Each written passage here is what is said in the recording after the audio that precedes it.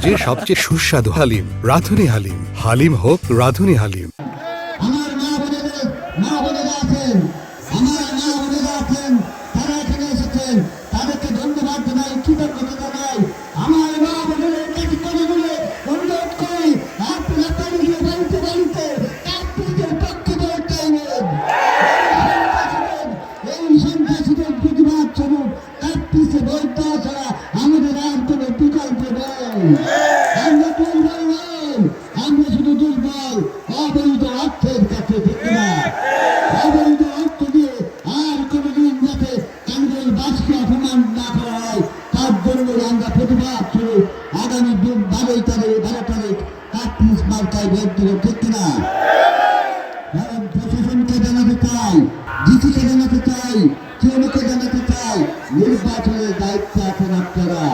অনতিবিলম্বে এই সমস্ত সন্ত্রাসীদের তালিকা করে আগামী কালকের ভিতরে গ্রেপ্তার করবেন, তা না হলে গণবিপ্লব করতে বাধ্য হবে।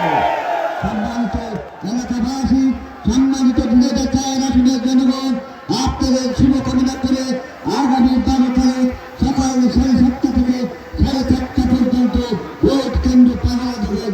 কোন সন্ত্রাসী যেন ভোট কেন্দ্র ঢুকতে না পারে। আমরা এই জাতীয়তাবাদী শক্তি, আমার নেত্রী দেশ নেত্রী বেগম খালেদা জিয়া, আমার নেতা তারেক রহমান, আমাদের এই দলের প্রতিষ্ঠাতা শহীদ প্রেসিডেন্ট জিয়াউর রহমানের আত্মার মাত্রা কামনা করে আমি আমার বক্তব্য এখানে শেষ করছি। ভোট দিয়ে ঝিনাইদহ 4 আসনের জনগণকে দেখে দিতে চাই, আমরা এই দেশের প্রকৃত নাগরিক। বহিরাগতদের কোনো ঠিকানা এই টাঙ্গাইলে হবে না। বহিরাগতদের ঠিকানা